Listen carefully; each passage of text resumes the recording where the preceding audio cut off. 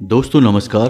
कन्या राशि वाले मेरे मित्रों, आज के इस वीडियो को आप हमारे कहने से पूरा अवश्य देखना, क्योंकि आज के इस वीडियो में जो जानकारी आपको हम दे रहे हैं उस जानकारी को जानने के बाद आपके होश उड़ने वाले हैं। जी हाँ दोस्तों, आपके जीवन में बहुत बड़ी बड़ी समस्याएं आई। कई बार तो ऐसी स्थिति भी उत्पन्न हुई कि जब आपकी जान जाते जाते बची। भगवान की कृपा रही या फिर आपके पुरखे पूर्वजों का आशीर्वाद आपके ऊपर रहा कि आपकी जान तो बच गई, लेकिन आपके ऊपर से कष्ट और परेशानियों का साया अभी तक हट नहीं पाया है। आपके जीवन में लगातार तनाव की स्थिति बनी हुई है और यह स्थिति समाप्त होने का नाम नहीं ले रही है। अब ऐसे में आपके ऊपर जो कष्ट और परेशानियां हैं उसके कई अन्य कारण भी हो सकते हैं, लेकिन इसमें एक मुख्य और सबसे बड़ा कारण यह है कि आपके आसपास ही एक ऐसा इंसान घूम रहा है जो आपके पिछले कई जन्मों का शत्रु है। जी हाँ दोस्तों, ज्योतिष शास्त्र में आपको यह सुविधा प्राप्त हो जाती है कि आप अपने पिछले जन्म के रिश्तों के बारे में भी आसानी से पता लगा सकते हैं। ऐसा करने के लिए आपको अपनी कुंडली में केतु और गुरु की स्थिति को अच्छी तरह से देखना होगा और किस घर में केतु विराजमान है और उसका संबंध आपसे क्या है। इससे यह आसानी से पता लगाया जा सकता है कि पिछले जन्म में आपका शत्रु कौन था और वह इस जन्म में आपके किस रिश्ते के रूप में पैदा हुआ है और आपके कितने नज़दीक है। जी हाँ दोस्तों, लेकिन ज्योतिष की और कुंडली की इन बारीकियों को आप नहीं समझ पाएंगे, तो इसी सुविधा को और इसी दुविधा को दूर करने के लिए हम आपके लिए यह एक वीडियो लेकर आए हैं, जिसमें हम आपको स्पष्ट तौर पर बताएंगे कि वह कौन इंसान है जो पिछले जन्म का शत्रु है, आपको हमेशा हानि पहुंचाता है। अब ऐसे में होता यह है कि वह कोई और नहीं है, वह आपका अपना ही है और वह चाहे या ना चाहे, लेकिन कर्मों का बंधन कुछ इस प्रकार से बना हुआ है कि उसके हर एक कर्म का आपके ऊपर नकारात्मक प्रभाव पड़ेगा। जी हाँ दोस्तों, अब वह चाहे आपके किसी भी रिश्ते में हो, आपके लिए चाहे अच्छा करने की कोशिश ही क्यों ना करे, लेकिन आपके ऊपर उसका नकारात्मक प्रभाव होने के कारण आपके कष्ट कम होने के बजाय बढ़ते चले जाएंगे। तो ऐसे में आप कैसे बचेंगे कष्ट और परेशानियों में? तो ऐसे में आप यह कर सकते हैं कि उस इंसान को पहचान जाएं और उस इंसान से जितना हो सके उतना दूरी बना लें। अब आप उसे कैसे पहचानेंगे? क्योंकि आप कोई ज्योतिष आचार्य तो हैं नहीं जो अपनी कुंडली देखकर यह पता लगा लेंगे कि आपका कौन सा रिश्ता आपके पिछले जन्म का शत्रु है। तो ऐसे में आपको हम विशेष जानकारी देने जा रहे हैं, जिसके माध्यम से आप यह आसानी से पता लगा लेंगे। कुंडली के अध्ययन के आधार पर आप पता लगा सकते हैं, लेकिन सामान्य तौर पर भी यह बता पाना बहुत आसान है कि आपकी राशि में आपके पिछले जन्म के शत्रु अक्सर कौन से रिश्ते होते हैं। जब आप उस इंसान को पहचान जाएंगे तो उस इंसान से थोड़ा सा आपको सतर्क रहने की आवश्यकता रहेगी। दोस्तों, इस वीडियो को बनाने के पीछे हमारा मकसद केवल और केवल आपके ज्ञान को बढ़ाना है और आपको सर्वोत्तम और शुद्ध ज्ञान देना है। हम उन लोगों की तरह वीडियो नहीं बनाते कि शुरुआत तो ऐसी की कि आप लोगों के मन में उत्सुकता जागी, लेकिन अंत तक वीडियो देखने के बाद भी आपको कोई मुख्य ज्ञान हासिल नहीं हुआ, कोई बड़ा ज्ञान हासिल नहीं हुआ और आपको लगा कि आपका समय खराब हो गया। ऐसा इस वीडियो में आपके साथ नहीं होगा। हम आपको जो भी जानकारियां देंगे वे शुद्ध शास्त्रीय पद्धति पर ज्योतिषीय आकलन के आधार पर तैयार की गई होंगी और ठोस जानकारियां होंगी। आपको संतुष्टि अवश्य होगी कि आपको कुछ विशेष ज्ञान हासिल हुआ। तो वीडियो में बने रहिए हमारे साथ। वीडियो अंत तक धैर्य के साथ देखना है, पूरे मन से एकांत में ठंडे दिमाग के साथ देखना है। वीडियो की शुरुआत करते हैं। आपको अद्भुत ज्ञान के सागर में एक डुबकी लगवाते हैं। तो चलिए दोस्तों, वीडियो की शुरुआत करें, लेकिन इससे पहले आपको एक ऐसी कहानी सुनाते हैं जो इस बात को साबित करेगी कि हमारी जैसी दृष्टि होती है वैसी ही यह सृष्टि होती है। जी हाँ दोस्तों, तो कहानी को ध्यान से सुनिए। एक बार एक गांव में महामारी फैल गई, तो उस गांव से लोग निकलकर आसपास के गांव में जाने लगे और रहने लगे।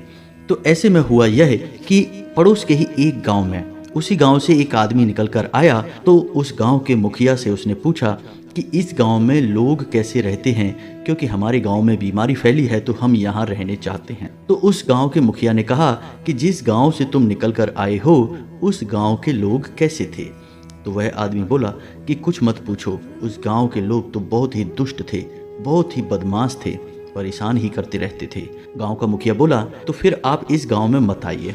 क्योंकि इस गांव के लोग उस गांव से दुगने ज़्यादा खराब हैं, आपको बहुत परेशान करेंगे, आप किसी और गांव में चले जाइए। इसी प्रकार अगले दिन उसी गांव से एक आदमी और निकल कर आया और उसने मुखिया से पूछा कि क्या मैं आपके इस गांव में रह सकता हूं?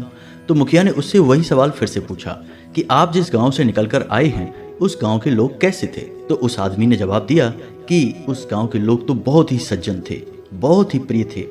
जब भी उन लोगों के बारे में सोचता हूं तो मेरा दिल भर आता है। तो मुखिया ने कहा कि तुम्हारा स्वागत है इस गांव में, क्योंकि इस गांव के लोग उस गांव से भी दुगने अच्छे हैं और आपका इस गांव में बहुत मन लगेगा। अब यही दृश्य मुखिया के बगल से बैठे गांव के लोग भी देख रहे थे। तो उन्होंने मुखिया जी से पूछ ही लिया कि आपने एक आदमी से कहा कि इस गांव के लोग बहुत ही बदमाश हैं, आपको परेशान करेंगे, और दूसरे आदमी से कहा कि इस गांव के लोग बहुत अच्छे हैं, तो ऐसा कैसे हो सकता है? या तो अच्छे होंगे या फिर खराब होंगे। तो मुखिया जी ने जो जवाब दिया वह जवाब सुनने लायक है और उस जवाब में बहुत बड़ी सीख छुपी हुई है। तो मुखिया जी ने कहा कि यदि उस आदमी को जिसने कहा कि उसके गांव में लोग खराब थे, उस आदमी को मैं इस गांव में रहने देता तो वह अपने स्वभाव के चलते इस गांव में भी लोगों से लड़ाइयाँ झगड़े करता और अपने कई दुश्मन बना लेता और उसके बाद उसके लिए यह गांव भी खराब हो जाता। ठीक इसी प्रकार उस आदमी को जिसको मैंने कहा कि इस गांव में रह सकते हो, उस आदमी का अच्छा स्वभाव, उसका मित्रवत व्यवहार तमाम नए मित्रों को जन्म दे देगा और उसके लिए यह गांव भी सुंदर हो जाएगा, इस गांव के लोग भी अच्छे हो जाएंगे। तो कहने का मतलब यह हुआ कि इंसान का जैसा स्वभाव और व्यवहार होता है वैसे ही लोगों का उसके साथ भी स्वभाव और व्यवहार होता है। अच्छे इंसान के साथ लोग अच्छा ही व्यवहार करते हैं और बुरे इंसान के साथ लोग हमेशा बुरा व्यवहार ही करते हैं। तो इससे यह साबित होता है कि हमारी जैसी दृष्टि होती है इस संसार को देखने की, वैसे ही यह सृष्टि भी होती है हमारे प्रति। जी हाँ दोस्तों, तो इस कहानी से हमें यह सीख मिलती है कि हमेशा सकारात्मक रहिए, प्रेम पूर्ण व्यवहार करिए, दुनिया भी आपके लिए सकारात्मक और प्रेम पूर्ण बन जाएगी। तो चलिए दोस्तों, वीडियो की शुरुआत करते हैं। कमेंट में पूरे भक्तिभाव के साथ जय मां भद्रकाली अवश्य लिखना, माता का प्रेम और आशीर्वाद आपको प्राप्त होगा। तो दोस्तों, बात करते हैं धर्मशास्त्रों की, क्योंकि ज्योतिष और धर्मशास्त्र एक दूसरे से जुड़े हुए हैं, कड़ियां एक दूसरे से जुड़ी रहती हैं। तो हमारा धर्म यह कहता है कि कोई भी इंसान अपने जीवन पर्यंत 6 प्रकार के कर्म करता है। जी हाँ दोस्तों, पहला कर्म है नित्य कर्म, यानी कि रोजमर्रा के द्वारा किए गए कार्य, इनका पुनर्जन्म से कोई लेना देना नहीं होता है। दूसरा है नैमित्य कर्म, यानी कि जो नियम से किए जाने वाले कर्म होते हैं। तीसरा है काम्य कर्म, यानी कि मन में किसी इच्छा को लेकर किया जाने वाला कर्म होता है। चौथा है निष्काम कर्म, यानी कि इस कर्म में कोई भी स्वार्थ नहीं होता है, बिना किसी स्वार्थ के किया गया, जैसे दान धर्म का कर्म होता है, इसे निष्काम्य कर्म कहा जाता है। पांचवा है संचित कर्म, यह प्रारब्ध सहेजे हुए होता है, यानी कि इस कर्म को करने से अगले जन्म के बंधन बनते हैं, यानी कि प्रारब्ध लेकर आप पैदा होते हैं। और छठा है निषिद्ध कर्म, यानी ऐसे काम जिन्हें करना नहीं चाहिए, जिनका हमारे शास्त्रों में रोक लगाई गई है, मना किया गया है कि इन्हें नहीं करना है, निषिद्ध कर्म होते हैं। तो जब भी कोई इंसान संचित कर्म करता है, निषिद्ध कर्म करता है, तो उसके प्रारब्ध बनने लगते हैं और अगले जन्म में जब वह किसी और स्थान पर किसी और गर्भ से जन्म लेता है तो उसके साथ उसके जो प्रारब्ध हैं वे भी जन्म लेते हैं और प्रारब्ध के अनुसार ही जिन जिन लोगों के साथ उसका अच्छा बुरा संबंध रहा है वे भी उसके आसपास उसके संबंधियों के रूप में उत्पन्न होते हैं। यदि किसी व्यक्ति के साथ प्रारब्ध का संबंध अच्छा है तो वह आपके लिए जीवन में सुविधाएं उत्पन्न करने के लिए पैदा हुआ है, और यदि बुरा है तो वह आपको इस जन्म में कष्ट देने के लिए पैदा हुआ है। तो यह तो है हमारे शास्त्रों में पिछले जन्म के कर्म बंधनों और रिश्ते नातों का हिसाब किताब। अब ठीक इसी प्रकार हमारे जो रिश्ते नाते हैं, जो हमारे संबंधी हैं, उनका भी हमारे पिछले जन्म से किस प्रकार का नाता है यह भी बताया गया है हमारे धर्मशास्त्रों में। तो इसे भी आप ध्यान से समझिए। हमारे शास्त्रों में हमारे जो रिश्ते नाते हैं उन्हें पिछले जन्म के बंधनों के आधार पर 4 भागों में बांटा गया है। पहला है ऋण संबंध, यानी कि कोई ऐसा संबंध जो पिछले जन्म का आपका ऋणी है या आप उसके ऋणी हैं, यानी कि यह लेन देन का संबंध है, तो यह आपकी धन हानि कराएगा। जी हाँ दोस्तों, इस जन्म में आपकी या तो धन हानि कराएगा और या फिर आपको विशेष धन लाभ कराएगा। दोनों प्रकार से यह संबंध आपके ऊपर आर्थिक तौर पर प्रभाव डालेगा। दूसरा है शत्रु संबंध। दोस्तों, यह संबंध ऐसा संबंध है जो आपकी पिछले जन्म की शत्रुता को दर्शाएगा। या तो आपने उसे सताया है, बुरी तरह से प्रताड़ित किया है, जिसका हिसाब किताब वह आपसे लेने इस जन्म में आया है, या फिर ठीक इसका उल्टा भी हो सकता है कि आपकी वजह से किसी व्यक्ति को इस जन्म में प्रताड़नाएं मिल रही हैं, मानसिक पीड़ाएं मिल रही हैं। ऐसा इसलिए क्योंकि पिछले जन्म में उसने आपको पीड़ाएं दी थी। जी हाँ दोस्तों, तो यह शत्रु संबंध होता है। तीसरा है उदासीन संबंध। अब उदासीन संबंध ऐसा होता है जो किसी कारण की वजह से आपसे नहीं जुड़ा है, बस सामाजिक परिवेश और परिस्थितियों के बस वह आपसे जुड़ चुका है। तो वह ना आपके साथ अच्छा है ना वह बुरा है, लेकिन उसके द्वारा किए गए कर्म या उसके साथ आपके द्वारा किए गए कर्म नए बंधनों को अवश्य जन्म देगा, जो अगले जन्म में जाकर किसी न किसी प्रकार का आपका संस्कार बनेगा। जी हाँ दोस्तों, अब चौथा संबंध सेवक संबंध। दोस्तों, यह बहुत महत्वपूर्ण होता है क्योंकि इसमें ऐसा हुआ है कि पिछले जन्म में आपने किसी की बहुत सेवा की थी, अच्छे भाव के साथ सेवा की थी, जिससे वह बहुत प्रसन्न हुआ।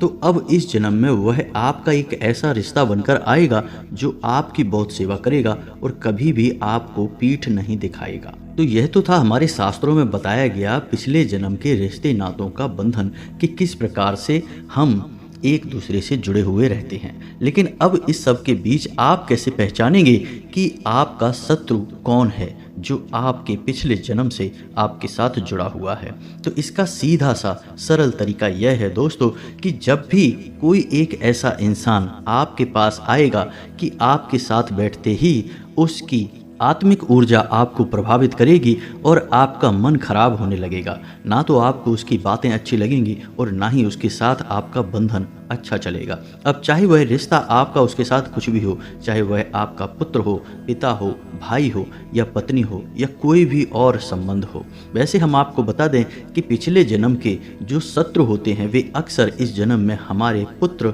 या पुत्री बनकर ही पैदा होते हैं। यह बहुत बड़ी संभावना होती है। जी हाँ दोस्तों, लेकिन इसका मतलब यह नहीं कि निश्चित तौर पर यही होता है कि हर एक पुत्र पिछले जन्म का शत्रु या मित्र है। कुछ उदासीन पुत्र भी हो सकते हैं जिनका हमारा पिछले जन्मों से कोई लेना देना नहीं है। तो अब आपको अपने पिछले जन्म के शत्रु को अच्छी तरह से पहचानने के लिए हम 5 बड़ी बातें बताने जा रहे हैं, जिनको आप आजमाएंगे तो आपको तुरंत पता चल जाएगा कि कौन है जो आपके पिछले जन्म का शत्रु है। जी हाँ दोस्तों, तो ध्यान से सुनिए सारी बातों को। सबसे पहली बात, एक ऐसा इंसान जो आपका हमेशा धन का नुकसान करवाता है। जी हाँ दोस्तों, चाहे वह स्वयं आपसे पैसे लेगा और समय पर वापस नहीं करेगा, और वापस करेगा भी तो बहुत बुराइयां और झगड़े होंगे, लेकिन बंधन आपसे टूट नहीं पाएगा। आप खूब कोशिश करेंगे कि उससे आप पीछा छुड़ा लें, आप उसे बिल्कुल भी पैसे नहीं देंगे, लेकिन हमेशा आप उसकी बातों में आते रहेंगे, फंसते रहेंगे और उसके द्वारा बनाई गई कहानी पर आप विश्वास कर लेंगे और हमेशा पैसे के मामले में वह आपको पीड़ाएं देता रहेगा। अब ऐसा भी हो सकता है कि वह पैसे ना मांगे स्वयं, लेकिन वह आपको कोई ऐसी योजना बताएगा, कोई ना कोई ऐसी स्कीम बताएगा जिससे आपका पैसा उलझ जाएगा, फंस जाएगा, यानी आपको आर्थिक नुकसान कराएगा। आप समझ जाइए कि यह आपका पिछले जन्म का शत्रु है और यह आपको कुछ ना कुछ नुकसान देने के लिए ही पैदा हुआ है। अब ऐसा नहीं है कि वह जानबूझकर ऐसा करेगा, उसके प्रारब्ध ही कुछ इस प्रकार के हैं, प्रकृति ने कुछ ऐसा प्रारब्ध ही उसे दिया है कि उसके द्वारा किया गया अच्छा कर्म भी आपको धन के प्रति नुकसान ही दिलाएगा। जी हाँ दोस्तों, तो जाने अनजाने में भी वह आपके लिए नुकसानदायक होगा, अनिष्टकारी होगा। दूसरा, एक ऐसा इंसान जिसे आप बहुत प्रेम करते हैं, जिसके बिना आप जी नहीं सकते हैं, यदि वह आपसे दूर चला जाए तो आपकी जान ही निकल जाएगी। लेकिन वह इंसान आपको ना तो इज्जत देता है और ना ही आपको प्रेम देता है। ऐसे में इस बात की प्रबल संभावना बनती है कि वह आपका पिछले जन्म का शत्रु है और पिछले जन्म में यही रवैया आपका उसके प्रति रहा था, जिसका बदला इस जन्म में वह लेने के लिए आया है। अब इसका भी मतलब यह नहीं है कि वह जानबूझकर आपको प्रताड़ित कर रहा है। उसके मन में आपके प्रति कोई याद है पिछले जन्म की, उसे कुछ भी याद नहीं है, लेकिन परिस्थितियां कुछ इस प्रकार की बनेंगी कि वह चाह कर भी आपका भला कर नहीं पाएगा, आपका साथ दे नहीं पाएगा। जब भी आप पर विपत्ति आएगी, यानी कि आपको उसकी सबसे अधिक ज़रूरत होगी, वह आपके साथ नहीं होगा। जी हाँ दोस्तों, परिस्थितियां ही कुछ इस प्रकार की बनेंगी, आपको उससे प्रेम करके केवल और केवल दुख ही प्राप्त होगा। अब तीसरा, एक ऐसा इंसान जिसे आपसे कोई खास लेना देना नहीं है, लेकिन वह आपसे बहुत चिढ़ता है, आपकी हमेशा बुराइयां करता है। जब भी आप उसके सामने जाते हैं तो उसका व्यवहार आपके लिए धोखेबाजी वाला होता है, यानी वह आपके सामने बहुत अच्छा बनने का नाटक करता है, दिखावा करता है और आपको धोखा देने में पूर्ण रूप से कामयाब भी हो जाता है। लेकिन पीठ के पीछे वह आपका बिल्कुल भी भला नहीं चाहता है, हमेशा आपकी बुराइयां करता है। अब ऐसे में होगा यह है कि वह आपकी पीठ के पीछे बुराइयां करेगा, आपको सुनने के लिए मिल भी जाएंगी, लेकिन आप अनचाहे में भी उसे स्वीकार कर लेंगे, आप उसका विरोध नहीं कर पाएंगे। जी हाँ दोस्तों, बंधन ही कुछ इस प्रकार का होगा, वह आपका सगा भाई होगा, पुत्र होगा, पत्नी होगी, या फिर कोई ऐसा नज़दीकी संबंध होगा कि आप चाह कर भी उसे नकार नहीं पाएंगे, उससे पीछा छुड़ा नहीं पाएंगे। अब ऐसे में होगा यह है कि आपको बहुत मानसिक पीड़ा होगी, आपके दिल में बहुत चोट लगेगी, लेकिन आपको यह सहना होगा क्योंकि यह आपके पिछले जन्म का प्रारब्ध है, कर्म का बंधन है। अब ध्यान से सुनिए चौथा एक ऐसा संबंध होगा जो आपको हमेशा बुराइयों की ओर खींचेगा, आपके चरित्र का हनन करने की कोशिश करेगा।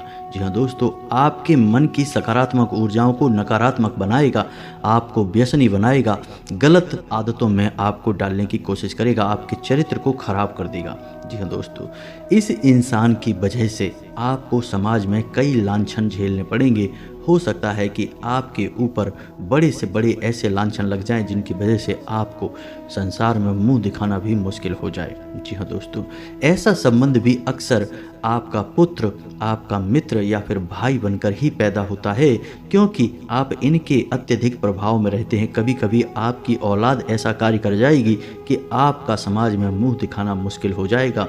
कभी कभी आपका मित्र आपको ऐसे कार्य करवाएगा जिसकी वजह से आपके ऊपर चरित्र हनन के आरोप लगेंगे, आपका चरित्र खराब हो जाएगा, समाज में आपकी छवि दूषित हो जाएगी। तो यह भी आपके पिछले जन्म का प्रारब्ध है और पिछले जन्म का शत्रु है। अब सुनिए पांचवा एक ऐसा संबंध है जो आपके लिए आपकी मृत्यु का कारक बनेगा। जी हाँ दोस्तों, एक ऐसा संबंध जो आपको ऐसे कार्य करवाएगा, कुछ ऐसे कार्यों की तरफ प्रेरित करेगा कि आपसे कुछ ऐसी घटना घटेगी जिसमें आपकी मृत्यु हो सकती है, या फिर हो सकता है कि आप मृत्यु के काफ़ी समीप जाकर बच जाएं, लेकिन आपको मृत्यु का एक बहुत बड़ा अनुभव यह संबंध करवाएगा।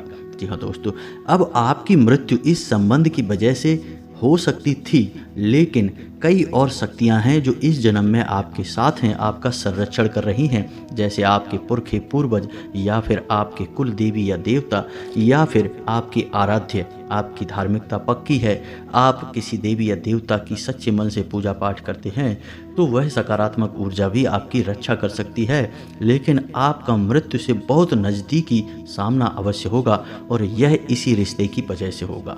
अब यह वह रिश्ता है जिसका पिछले जन्म से नाता है आपसे, और पिछले जन्म में शायद आप इसकी मृत्यु के कारक बने थे, और ऐसा ही इस जन्म में यह भी आपके साथ करेगा। अब यह भी जानबूझकर नहीं करेगा, कुछ परिस्थितियां ऐसी बनेंगी कि आपके साथ ऐसा होगा। जी हाँ दोस्तों, अब इसका मतलब यह नहीं है कि आप अपने रिश्ते नातों से नफरतें करने लग जाएं और उनके अंदर अपने शत्रु, अपने दुश्मनों को ढूंढने लग जाएं। इस वीडियो को बनाने का हमारा मकसद यह नहीं है कि हम आपके रिश्ते नातों में फूट डलवाना चाहते हैं। यह तो केवल और केवल आपके ज्ञान को बढ़ाने के लिए बनाया गया है कि हमारे शास्त्र और ज्योतिष क्या कहता है कि हम अपने शत्रुओं को कैसे पहचानें। लेकिन दोस्तों, हमने आपको जो कहानी सुनाई थी वीडियो के आरंभ में, उस कहानी सुनाने का मकसद यही था कि आप यदि अपने मन के विचार सबके लिए सकारात्मक रखें, अच्छे रखें, तो आपके शत्रु भी आपके लिए अच्छा ही करेंगे। यदि बुरा नहीं करेंगे तो अच्छा भी नहीं करेंगे, सम रहेंगे। लेकिन आपको अपने मन के विचार दूषित नहीं करने हैं, क्योंकि यदि आप अपने मन के विचार दूषित करेंगे, नकारात्मक करेंगे, किसी के लिए अपने मन में नफरतें, संदेह पैदा करेंगे, तो आप अपने कर्म को खराब कर रहे हैं और अगले जन्म के लिए अपने नए प्रारब्ध तैयार कर रहे हैं। आपको ऐसा नहीं करना है। अपने कुल देवी या देवता में पूर्ण आस्था रखें। कुल देवी और देवता के नाम का एक दीपक शाम के समय अपने घर की दहलीज पर अवश्य जलाया करिए। दीपक की बाती का मुख बाहर की ओर करिए। एक दीपक अपने पितृ और पूर्वजों के नाम का घर की दक्षिण दिशा में अवश्य जलाया करिए। दोस्तों, आपकी राशि के जातकों की उन्नति केवल और केवल धार्मिकता की राह पर चलकर ही प्राप्त होगी। आप जितना ईश्वर में विश्वास करेंगे, आपका जीवन उतना ही सुंदर हो जाएगा। तो आप हमारी बात मानिए, ये 2 दीपक आप जलाना शुरू करिए। आप देखेंगे कि आपकी मानसिकता बदल जाएगी, आपका जीवन सुखमय हो जाएगा। जी हाँ दोस्तों, इस वीडियो के माध्यम से हमने आपको शास्त्रीय पद्धति और ज्योतिषीय आकलन के आधार पर क्या हमारे शास्त्र कह रहे हैं, यह बताने की कोशिश की है। हमने झूठ, फरेब और उल्टी सीधी मनगढ़ंत बातें करके आपको फंसाने के लिए कुछ भी उलझुल नहीं कहा है। हमारा मकसद केवल और केवल आपके जीवन में ज्ञान का प्रकाश फैलाना है। झूठ और फरेब से हमारा कोई नाता नहीं है। दोस्तों, उम्मीद है आपको हमारा प्रयास अच्छा लगा होगा।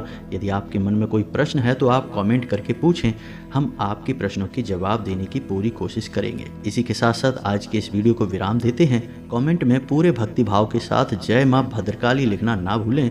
माता का सीधा प्रेम और आशीर्वाद आपको प्राप्त होगा। मिलते हैं अगले ज्ञानवर्धक वीडियो में, तब तक के लिए धन्यवाद। जय माता की।